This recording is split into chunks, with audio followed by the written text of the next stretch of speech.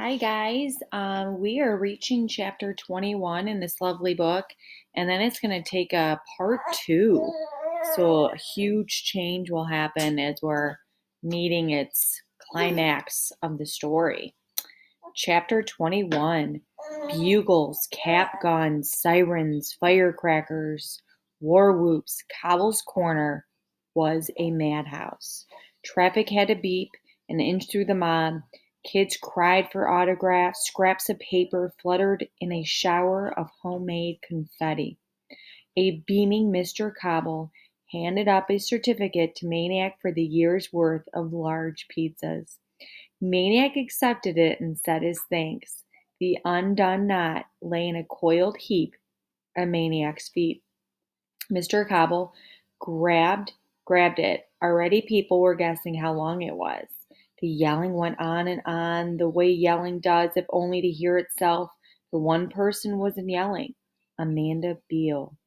She was holding one of the homemade confetti scraps, gaping at it. Then she was scrambling across the sidewalk, the street, shoving people's legs aside, grabbing more scraps, crying out, "Oh, no! Oh, no!" And then she was running. Let's look at the bottom of 74. There's an asterisk, and it says it turned out to be 4.5 blocks long. Someone tied it to a stop sign and started walking, and that's how far he got before it gave out. That goes after the asterisk in the second paragraph on chapter 21 when it said how long it was. So then it goes more detailed on how long the string of Cobble's knot was. Back to 75. Maniac saw. He leaped from the table. He picked up a scrap. There was a printing on it about Africa. He picked up another. This was mentioned ants. Another, Aristotle. The Encyclopedia. He followed the scrap paper trail up Hector and down Sycamore all the way to the Beals' front steps. The only thing left of the book was a blue and red cover. It looked something like an empty loose-leaf binder. Amanda was hunched over, rocking, squeezing it to her chest. "It was my fault," she sobbed. "I got careless. I left it in the living room.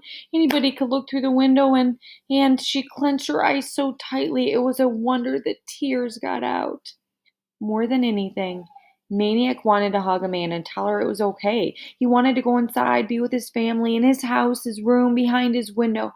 But that wasn't the right thing. The right thing was to make sure the Beals didn't get hurt anymore. He couldn't keep letting them pay such a price for him. He turned and headed back to Sycamore. Maybe the man with the can of worms voice was right. Back to your own kind. Back to your own kind. He never got farther west than the far curb of Hector Street, because McNabb and the Cobras were there to meet him, grinning, leering, hissing. "Yo, baby, we hear you got a little pizza prize there. Come on back, we missed you. We've been waiting for you." So he turned and started walking north on Hector, right down the middle of the street, right down the invisible chalk line that divided East End from West End. Cars beeped at him, drivers hollered, but he never flinched. The Cobras kept right along with him on their side of the street. So did a bunch of East Enders on their side. One of them was Mars Bar. Both sides were calling for him to come over, and then they were calling at each other, then yelling, then cursing, but nobody stepped off a curb. Everybody kept moving north, an ugly, snarling black and white escort for the kid in the middle. And that's how it went. Between the curbs, smack dab the center, Maniac Magee walked, not ran, right out of town. Huge change in Maniac this chapter.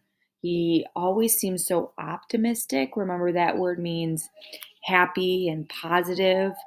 And the fact that he's walking, not running, because he runs for full enjoyment, kind of shows a huge shift in his character.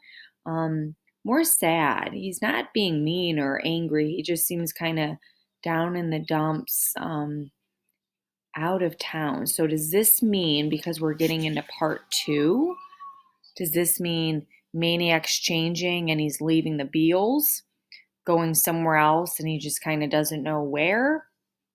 Or is he just kind of taking a break, but think about, why does Jerry Spinelli shift from a part one to part two? There has to be a reason. Either a change in location, change where Maniac's going, or just a change and shift in Maniac's whole attitude. So we'll see why part two, what's going to happen in this part of the book. But definitely he seems very down on himself at this point. So think about that as we enter part two. See you soon.